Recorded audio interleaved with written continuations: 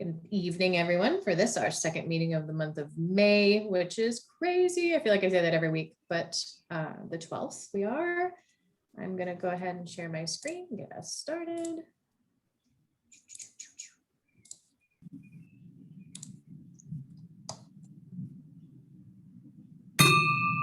Yep. That's it. That's a highlight of my week when I do it properly. All right, guys.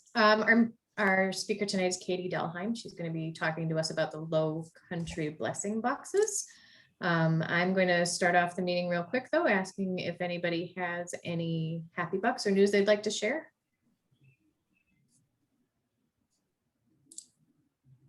Awfully quiet this week. That's all the attention to Katie, you know. We did. It's all Katie. No pressure, Katie. We cannot hear you. So Katie, No. yeah, you're not coming through. It's on and off. Kind of. Kind of? Yeah. There. Better? That's better. How about I'll just talk real loud. There. I was gonna say, Okay. you have to put your mom voice on. I will put the mom voice on. You won't get that, but I'm Italian too. I can We should have known. Dahlheim is a very common Italian last name. very. So I'm not sure how familiar you are with Rotary. I had a couple people tell me that you had presented previously and they had talked to you. So our club is a different type of club. We're 100% online, and though our home district is in the Detroit area, we are all over the United States and Canada. We've got a member in Mexico, one in Guatemala. And our thing that brings us all together, we're typically, there's one thing that brings everybody together is their community. And most clubs, ours is that we all ride motorcycles.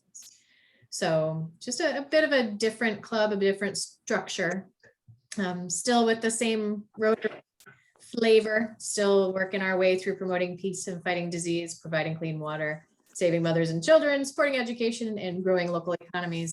I looked it up, John. I made some cheat sheets. So that's who we are a little bit. We're 25 full-time members and 25 members who are associate members who wanted to join us in this new club, but are also members of brick and mortar clubs around the US. So just a little bit of a different feel from, presenting to a local club who might be able to go all to one place and maybe do a food drive or something like that to help you guys out. So as you're going through, we may throw some ideas at you and ask for how can we help truly, because it's so different for us. So with that, I will turn it over to Katie Delheim, who's going to be talking to us about Low Country blessing boxes. Thank you all so much for having me. I think that 2020 is equalizer, because frankly, all clubs look just like you right now. So I think it's very cool. I am in. Katie, yeah, you're still Still breaking can't up. hear me? Yeah, coming in and out. Oh. About that, I'll keep talking, and maybe if I do something. We get you for about 3 words and then you fade back out. Do you want to try to call in on your phone? Yeah, let me do that. Okay. Do you have the call-in information or do you need me to send it to you? I think I've got it.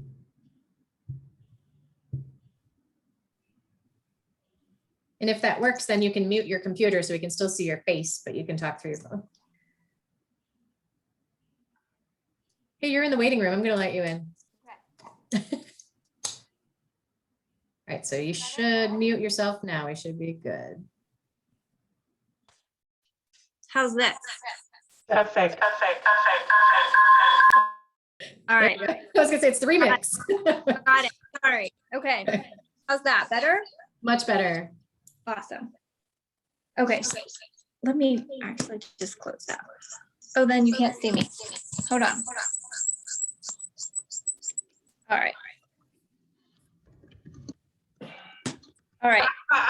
Dutch. What are we doing now?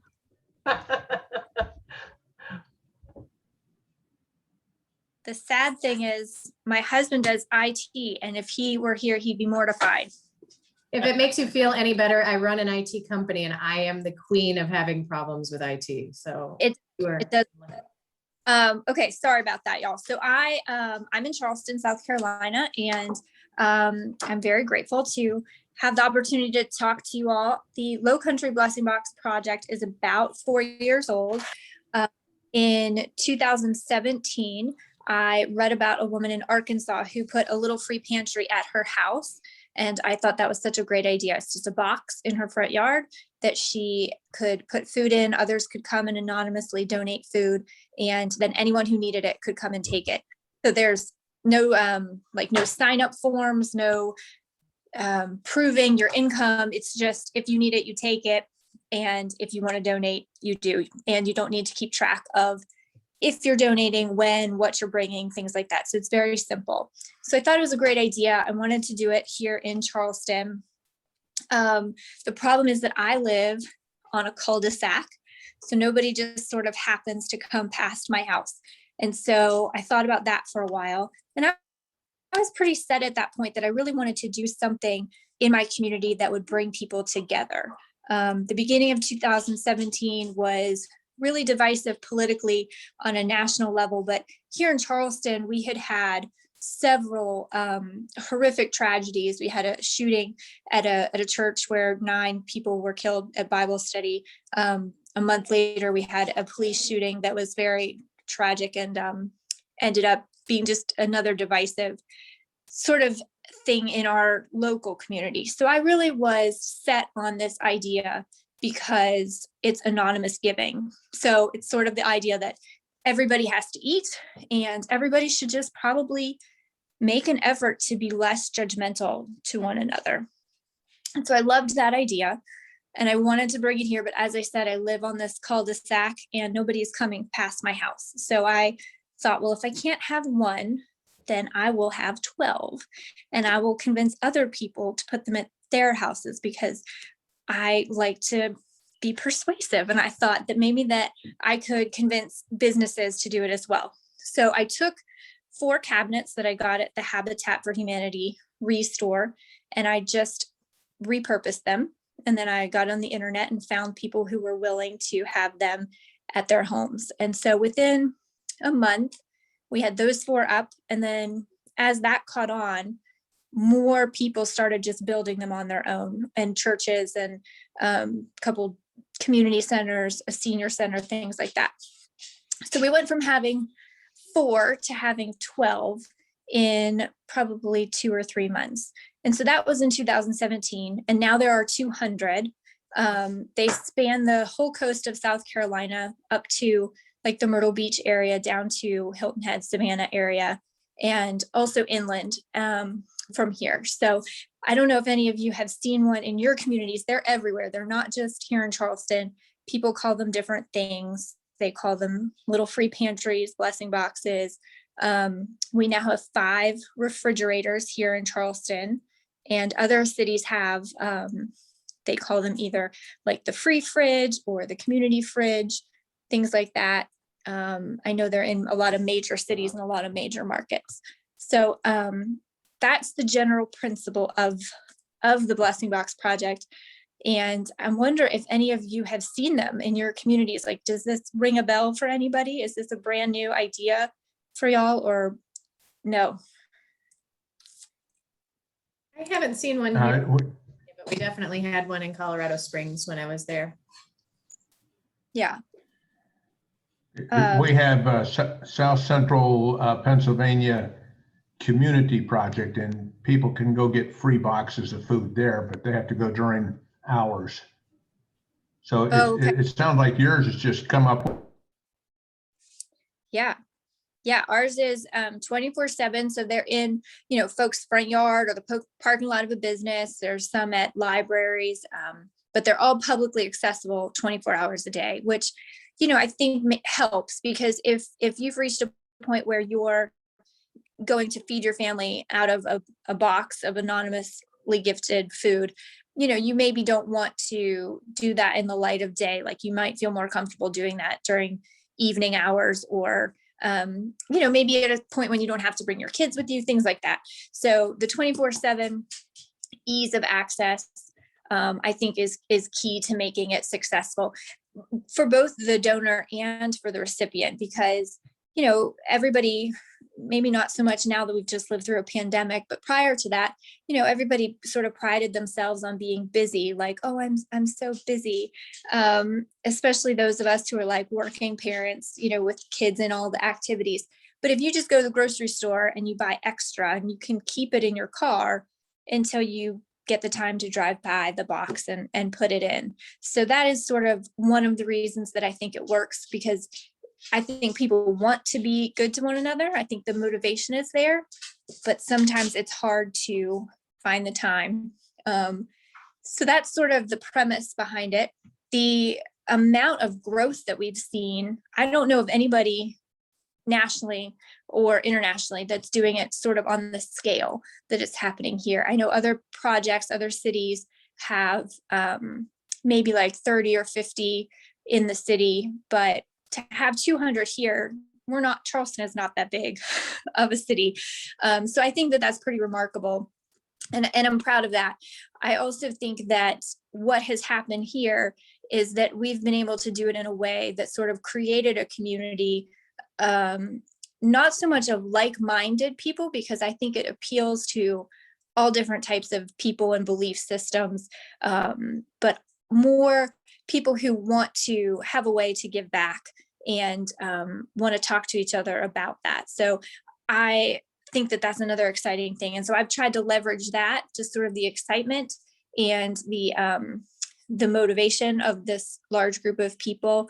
And so now we do other events too, like we do free laundry day, where we just go to a laundromat and just pay for whoever comes in, which is really rewarding. People are always very grateful for that.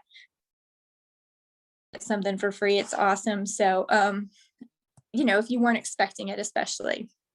So that's one of the things that we used to do before the pandemic. We've started to get back into doing the free laundry events a little bit as we sort of get back to normal here in South Carolina. But that's been one way for us to all kind of gather in person also. So do y'all have any questions about any of that? I have lots of questions. Okay. Yeah. So do you find, so you said you have about 200 boxes around. Are they predominantly at people's houses? Are there more at houses or more at businesses than houses? Is it pretty evenly spread?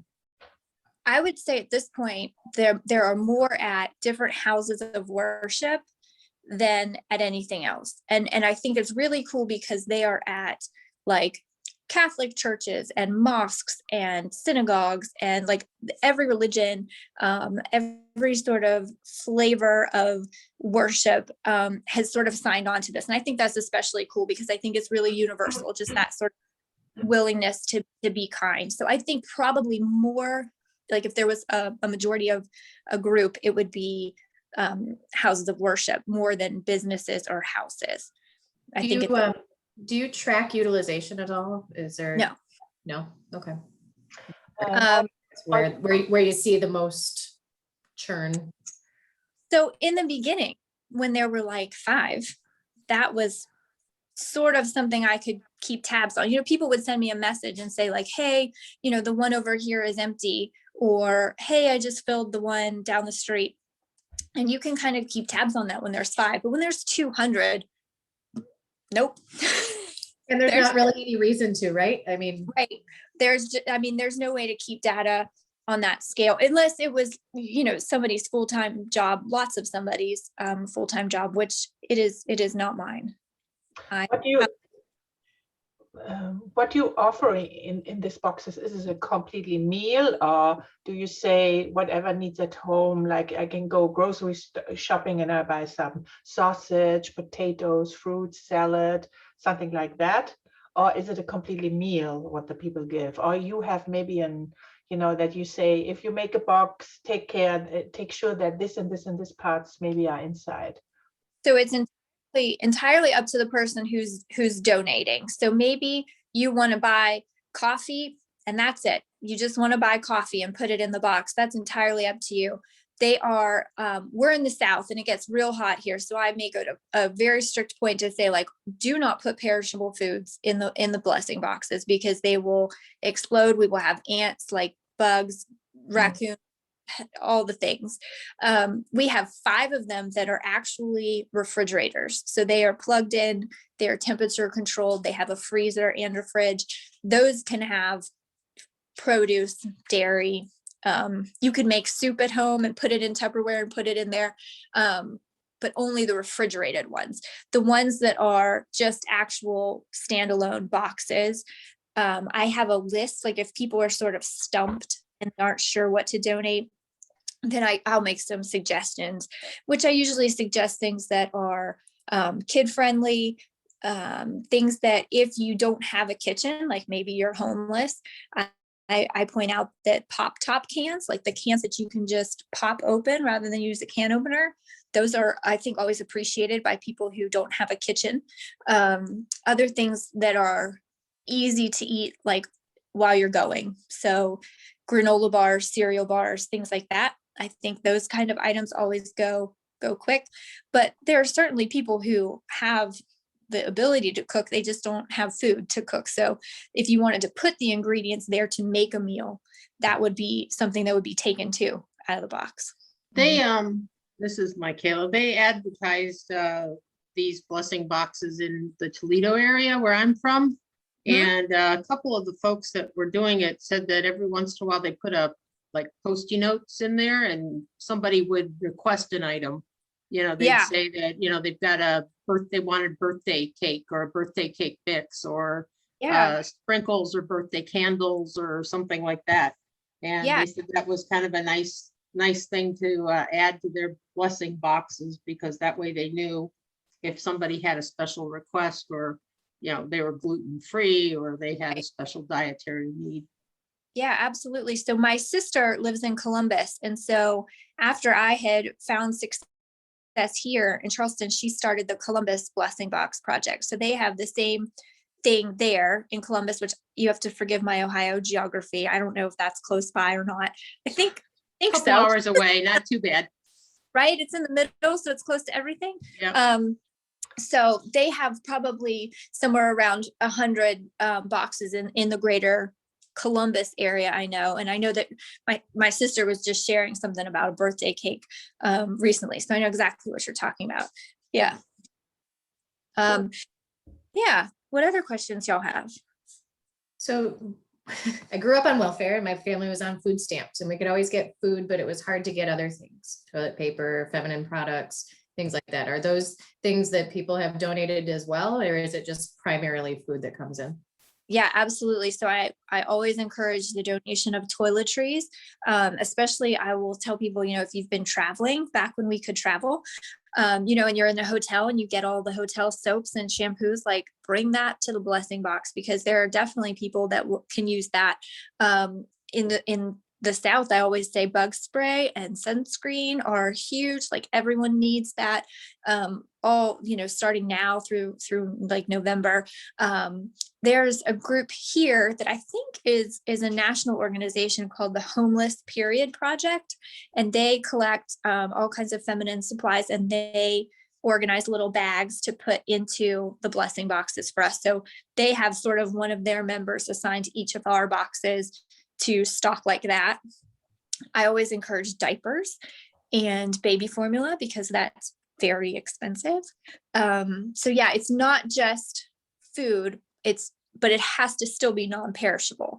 So one of my favorite things to donate is coffee, because I have children that allow me to sleep very little, and I think it's very valuable for the stage of life that I'm in right now.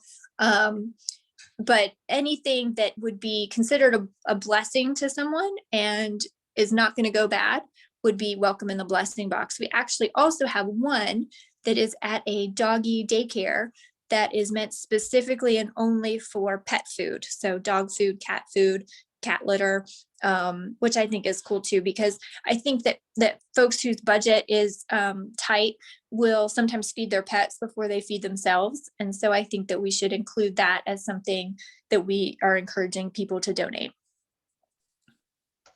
I definitely like the idea of the coffee, right? It's hard enough to ask for help, and it's even harder to ask for a want rather than a need. Yeah, exactly. how you Absolutely. public that you say, oh, I'm starting with that, and you where want to donate, there's a box where want to, whoever needs it can Mhm. go on this place or this place. How you communicate that?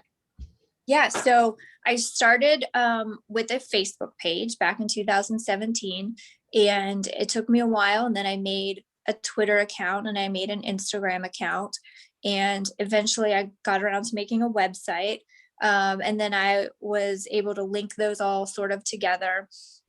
There's also, I have a like a newsletter that locally people subscribe to, and so I can put the messages out that way. As far as the suggestions on what to donate, that's the primary way that those messages get out is social media. Also, I did a lot of interviews in the beginning.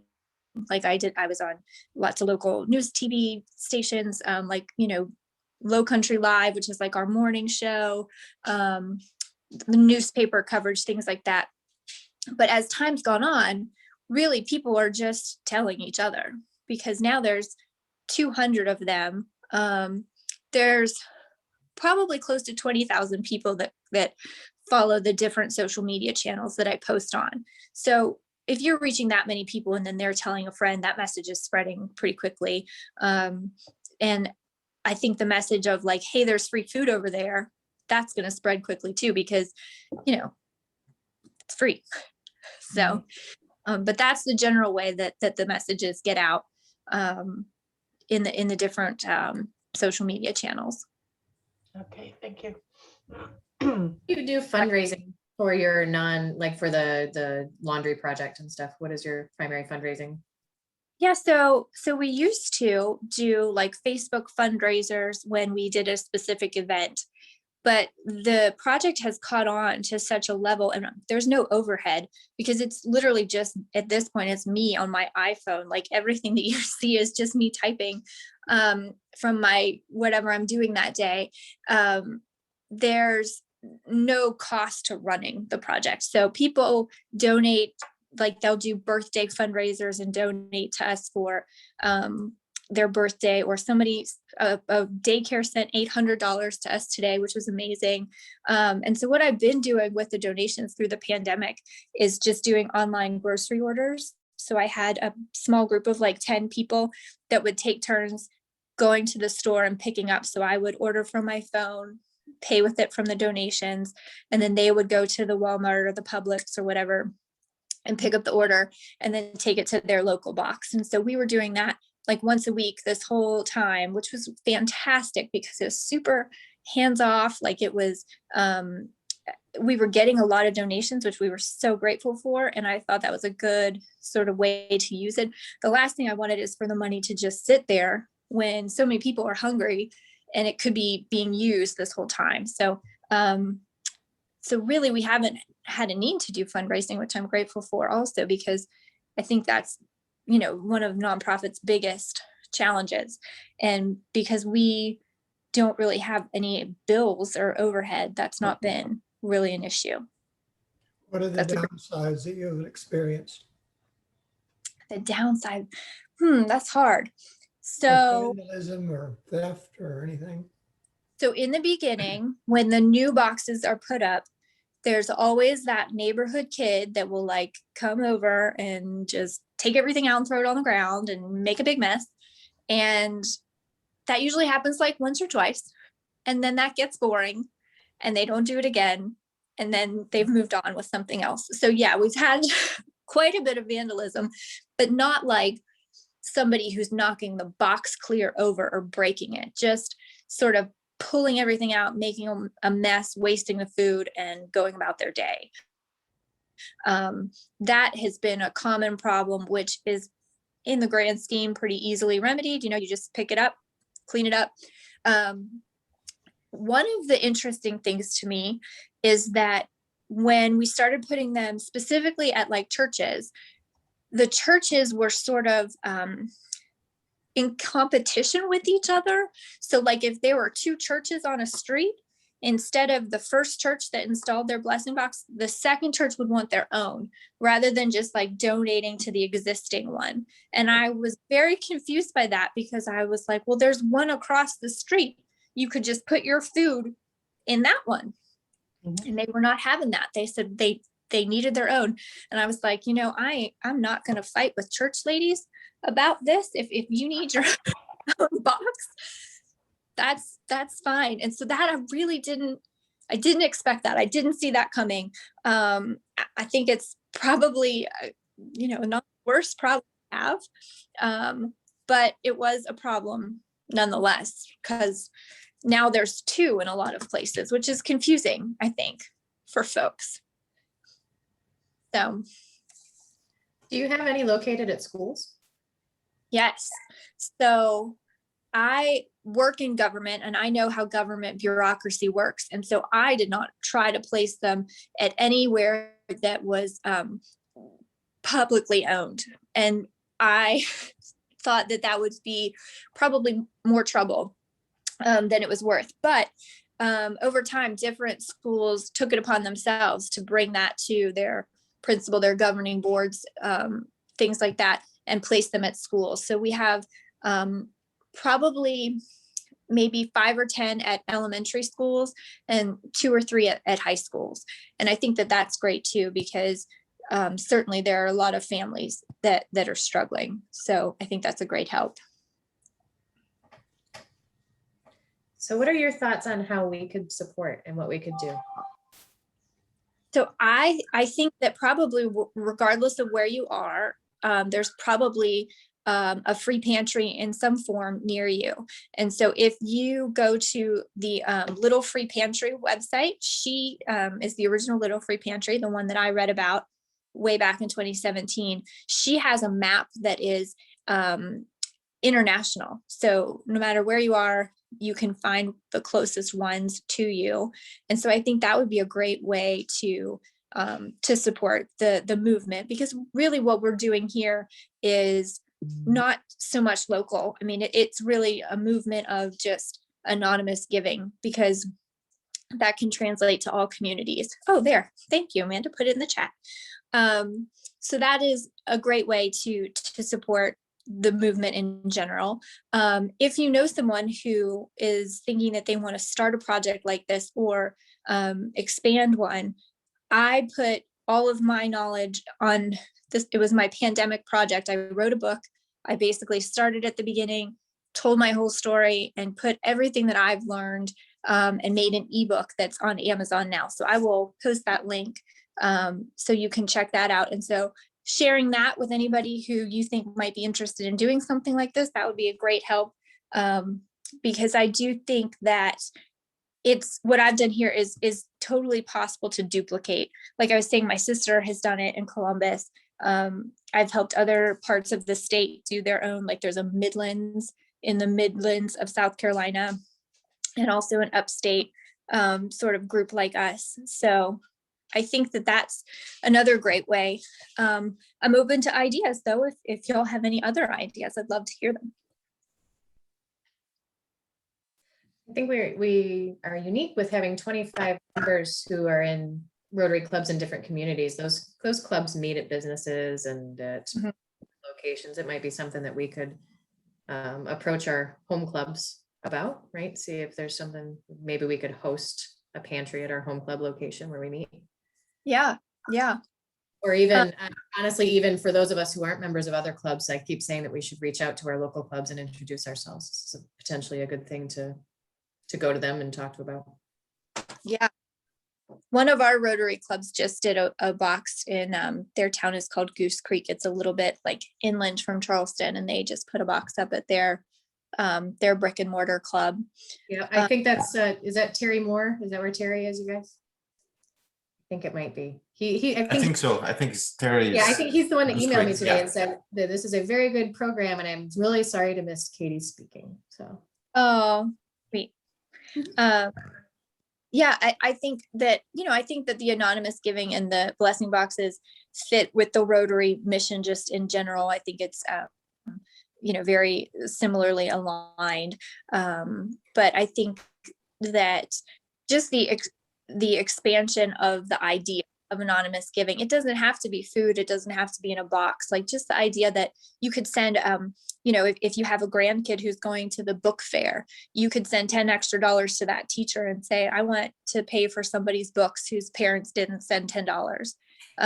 You know, it can be anything where you're giving, but you're not expecting anything in return. The same idea with laundry day. I ended up finding like $40 in quarters in my car at some point during the pandemic from a laundry day where they had just rolled under a seat.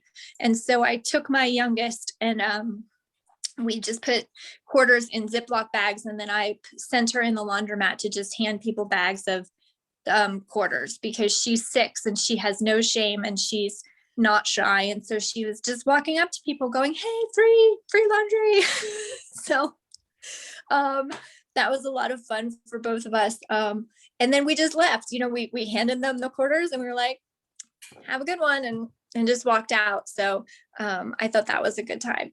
So you might want to do that. Maybe you have kids or grands that you would want to take that on. Kids are teenagers, they have all the shame. Oh, then yeah, I can't help. We actually have a book box around the corner Yeah. at the street, you know, where somebody built, you know, like a cabinet, and you can take a book or bring it back or make a new one in whatever. I think it's also a good idea. Yes, it's the same. And the free food pantries are modeled after the book, you know, the libraries. Somebody just sort of expanded on that idea, which I think is great. Yeah, so the libraries are awesome too. And I've seen over the pandemic, I've seen where people have converted their library boxes into free pantries. Like they've put food in with the, because there's just such a need right now. There's so many people that are struggling. But I think you have to make it, you know, we are like in our neighborhood, I think, especially, you know, on Halloween, there's so many families coming in or cars coming in from people they have not that much. So ours, I think, a neighborhood where, you know, a box would not make sense. But if you, for example, bring it to the next library and make a box over there where more people get in public, that would make, I think, more sense. Yeah. I see also a comment in the chat. Linda said that they paid off past due school lunch debt. So that's a great idea too. A few years ago, I was able to collaborate with a couple of friends of mine. One is her family owns some restaurants, and the other, his kids started a nonprofit to feed kids. And so we got together and did a fundraiser to pay off past due school lunch debt. And that was really eye-opening for me. Some of the school districts, not the one where my kids are, but in the area, would like not let kids participate in field day if their parents owed money for lunch, or they would hold their report card or send the accounts to collections or things like that, which I think are awful. I mean, it's not the kid's fault that the parent has a past due balance. I mean, it's not the kid's job to pay for lunch. And so we did a fundraiser for that, and that was really rewarding. But at this point, as far as I know, in South Carolina, all kids are eating school lunch for free for this year, and I think next year too. So school lunch debt's not an issue for us here. I don't know if that's federal or not. I think that it is. Do you think so? It might be because my kids are too in Virginia. I think it is, which is great. Maybe that'll stick around. Who knows? I think you have to be Title I school to get all schools with free lunch, free and reduced lunch. I think that's. Yeah. It used to be that way here, and now it's all the kids. Like there's no form. It's not certain schools. It's just everybody. So I make my kids eat lunch at school, even though they don't like. I do too, because it's a heck of a lot healthier than what they were going to take to school. Well, you know, and I don't feel like it's a waste. Before, when we were paying for it, I thought this is wasteful. Like you're eating like a, you know, half of a piece of, you know, fruit or something, and that's it. But now I'm like, well, it's okay. Katie, are you a Rotarian? Are you a member of a Rotary Club? I am not. I am familiar. I have friends who are Rotarians, but I personally am not. Why So I'll tell not? you don't have to have a motorcycle to be a member of this club. Nope. Oh, well, thank you. I'll just throw that out there. My reason is that, I think that a lot of people use the Rotary as networking, and I'm a lawyer and I work for the government and I don't need any more business. So, So we are, it's very fun. I thought that when I came back to Rotary too, and our club is probably the least about networking I've ever been. It's all, I will stop trying to convince you, but I'll tell you that that's not our club, right? Our club is get together, have cool speakers, talk about ways that we can help in our communities, and probably go ride motorcycles a lot. But you're more than welcome to join us as the chase vehicle. Absolutely. oh, well, thank I would not do well on a motorcycle. I'm much too nervous. But yeah, so I'll extend an open invitation at any time if you want to join us. We are every Wednesday. And if you need a sponsor from South Carolina, you can count me in. I was where? Yeah. I'm in Greenville, South Carolina, Malden. Nice. Awesome. Rotary Club of Yeah, Malden. we are. My home club. Rotary is primarily a service organization in communities in our nation and around the world. We have members that have projects locally. We have members who do international projects. So, and now most of us are old white guys. That part is true. With the possible exception of Ute, Amanda, Linda, Deb, who am I missing? But we're still old. And Michaela. Yeah, you. I'm not- She was on. I'm white. Oh, but there she is. Would I am represent? No, we I'm an old white gal.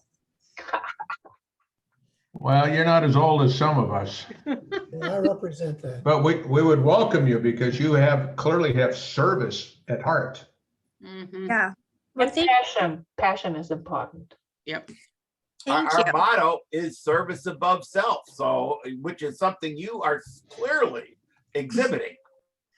Well, thanks. Y'all are fair. Can we just do this weekly as like my therapy session? 1,000%. Yes. Yes. Just Welcome. Hey, we love Katie's show. Yeah. way and you guys can all give me a pep talk. And I'm on the also 5th stalking- I'm also stalking you on Wednesday LinkedIn. of every month, we have our happy hour. Fourth Wednesday. Oh, 4th. Yep. Don't invite her to the 5th Wednesday. That's the one. Because there's nothing. Come to happy hour. And No, I trust me, think- this club would give you all the therapy you need because there is nothing sacred with this group. No, That's perfect. Yeah. Well, and what I was going to say, Katie, is, if you don't mind, I'll keep an eye on the speakers as they pop up. And if I think it's somebody that you might get great ideas from, or it's somebody that you might be able to partner with who's local to you, I'll shoot you an invite to join us, and then just kind of keep you in the loop of what's going on. And then eventually you're going to love us so much that you're not going to be able to stay away. And the other thing is, when you have time at this time of the day, and you say, oh, let me look in, do it only, it's up to you. And then when you join, it's okay. And when you say, oh, no, today it's not my theme, it's okay as well. You cannot lose anything. right. Yeah. You can Well, only win. You all are very convincing. It's Do you all part of the Well, the master plan. speak. Don't tell me. Don't answer that. Just No, let- we don't do this with all the speakers. In fact, I can think of a couple I probably wouldn't do this with. Yeah. But what I will say is I like the idea because we're so disparate, but we try to get to, like, we're going down to Maggie Valley in North Carolina in August. We're all going kind of as many of us as possible down there. And it would be kind of cool if we could do something in around the Charleston area. And, maybe in conjunction with that, we could do it as a can drive or as whatever you need, right? Like, Yeah. And bikers, a bunch of scary bikers with a bunch of Yes. footballs on our And bikes. this, is, And this is something what most of the time is really effective, you know, when you have some bikers coming up and they're coming to your event. If you make something, you invite us, and who's ever close to you is showing up, and they say, oh, what the hell, how she get these people, you know? And then, you know, and this makes waves, because we are will posting it, you know, somebody else. And so at the end, it's everything goes about connection, right? And this is the best way to do it. Yeah, And absolutely. we really are not that scary. No, and bikers, by the way, Even in Leathers, we're not that scary. John, and bikers, by the way, are always easygoing people. Yeah. Well, you seem like a very tough crowd. Oh yeah, super tough. We are the toughest of the tough guys, this crowd. Don't worry. Definitely isn't somebody in this group. Yeah. There definitely isn't somebody in this group who had a red motorcycle and dressed up like Santa Claus to ride it. Yes. No, nobody like that.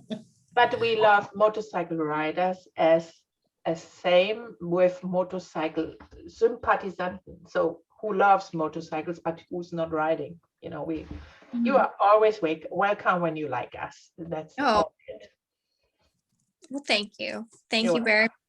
Yeah, somebody just put something in the comment about like canned goods or a canned food drive or something like that. I don't know how to get back to the chat now on my phone. Rory asked if there's a list and items we could bring if we were to. Oh yeah.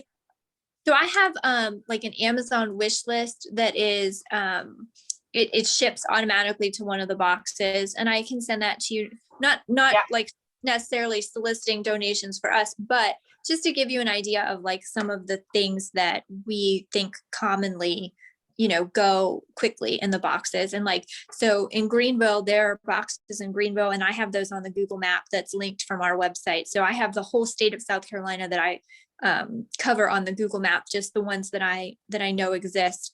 Which one in Greenville? Yes. Send me that one, because I can put food there. I mean, I have a box in my business where I get people to bring canned goods, and then I wait till it's filled so I can share that because I do have another site where I go and drop off at the Center of Community Service that I do. So yeah. Everybody, I just posted the main website, and I posted a link to her Amazon wish list. Oh, okay. Thank you. Yeah, and I'll post the link to the ebook that I wrote on there too, so y'all can check that out. And I'd love your feedback because I just sat in the pandemic and typed out all my thoughts, because I get a lot of messages from people in other states, and they say, you know, can you call me? Can you tell me how to do this? Do you have any tips? And I'm like, yeah, I have like 4 years worth of tips. It's not something I can, you know, necessarily share in a 10-minute phone call. And so, so I hope that is a useful tool for other people that want to do this. You know, that was my intention of putting that all out there. So I'll send that to y'all too when I figure out how to do that from my phone. And if you want to send it to the email, we'll make sure that Linda will send out an email to the group as well. Yeah, absolutely. Oh yeah, thank you. I feel like you piqued our interest. You got lots of questions tonight. Yes. Yeah. Would you have any more? Any other questions? I guess I'm very curious if there is a box near the Maggie Valley ride. So I have been to Maggie Valley recently. We skied there, which did not go well. I never made it onto the mountain. It was so busy that, like, I don't know if you were going to ski, but if you are, I would just caution you, get there early, because it was packed when we were there. I know that there are some in different areas of North Carolina and in Tennessee. So I will look, but the we can look too. The Little Free Pantry map has the ton, and you should be able to like zoom in and see right in that area what's right there. Yeah. Awesome. I mean, I'm always for it. If we're going to be going somewhere anyway, let's do something, right? Yeah.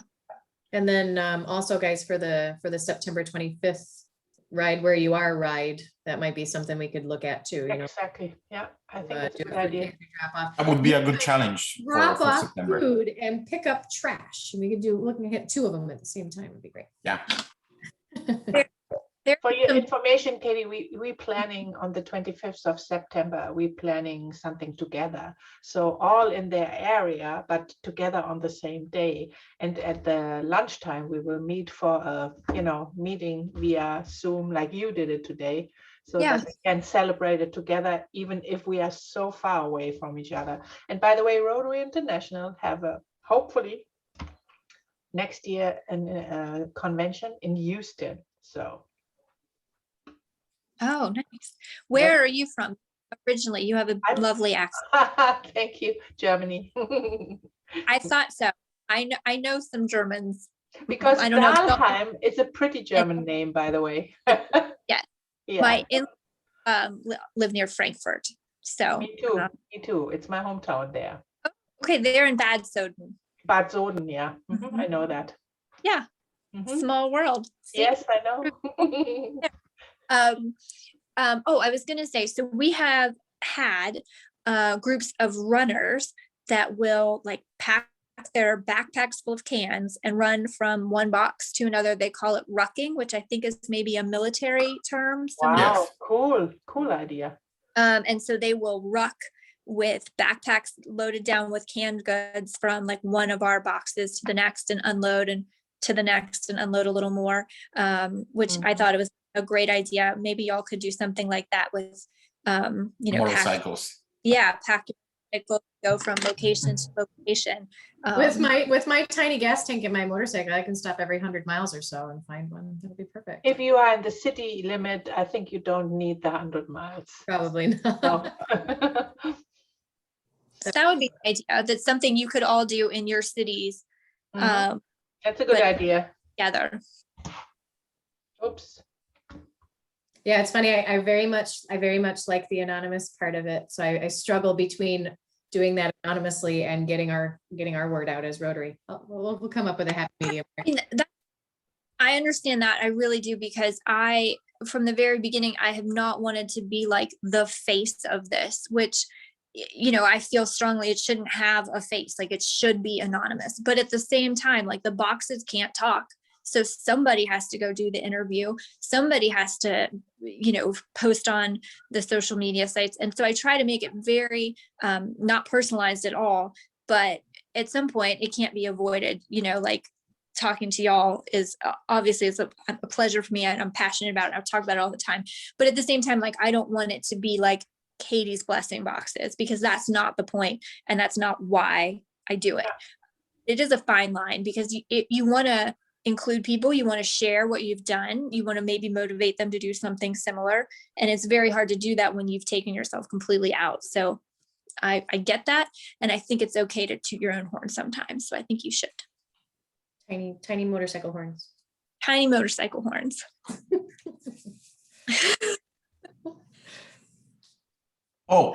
I just found the blessing box. It's in my city, Malden. Yeah. Yeah, it's very close to my office. I would say about 1.5 miles. How about that? How about that? That's awesome. I think that one was put there by a beauty pageant contestant. Is that right? Did you find that? That's correct. At a business. Yeah. I think it's the parents of the business. Mm-hmm. So yeah. The parents of the kid, I would say. Yeah. Yeah. Ooh. Good. Fantastic. Done. That's awesome. One down. One down. I don't know. So my director of recruiting and my director of contracts both live in Charleston. So I'm forwarding okay. as well. And I think Jim Dodmead is also down in Charleston, one of our other members. Yes, he is. So we'll make sure, I'll make sure I ping them all individually. And sad that he wasn't in the meeting tonight. I think he would, also doing something. For sure. Well, and he's very active with Bikers Against Child Abuse down there as well. And they tend to, there's quite a bit of activity that they do that are in low income areas as well. So yeah. So I'm the Be planning Katie, a the beauty ride, you guys. contestant. That wasn't Tiffany, was it? Katie? Sorry, what? The beauty contestant, that wasn't Tiffany, was it? I don't think so. I don't know. Okay, good, because she's a Rotarian and that sounds like something she'd do.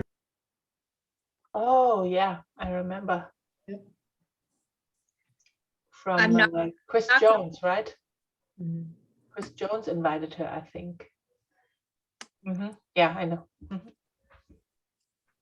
Well, thank you, Katie. Obviously, I think you, like I said, you piqued our interest. We've got lots Yeah. of, Very great. everybody's brains are moving now. We're all planning Oh. different things. So Great idea, really it's great. perfect timing because we have a board meeting following this. Well, thank you all very much for having me and for being interested, and I appreciate it. Thank you. Again, I will extend the invite any Wednesday you want to join us, except the 5th Wednesday, because there's no meeting on that Right. day. Not that day. Not There's that no day. Gettysburg. Oh, we'll find you We something. can fix that, John. Build one. Yes. Um, Okay, Yeah, but I will make sure that you have, like I said, if you don't mind, I'll shoot you an invite every once in a while when I think it's Yep. when one of the speakers is going to be somebody you'd like to hear from. Yeah, absolutely. Thank you. That'd be great. And keep in mind, every 4th Wednesday, we have a happy hour meeting, maybe Hour. also only fun, you know? Yes, definitely hop in and come say hi on a 4th. Yes. We will be. Everybody will be there. happy and slurring while they're on Zoom. Yeah. All right, so to wrap up the meeting tonight, John Cram, would you lead us in the 4-way test, please? I would be happy. Of the things we think, do, or say, first, is it the truth? Is it Is it fair to all concerned? concern? Will it build goodwill and better friendships? Will it be beneficial to all concerned?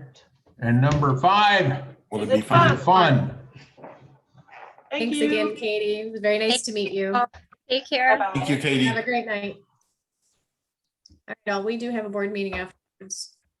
So anybody who wants to stick around, I'm going to end the recording. So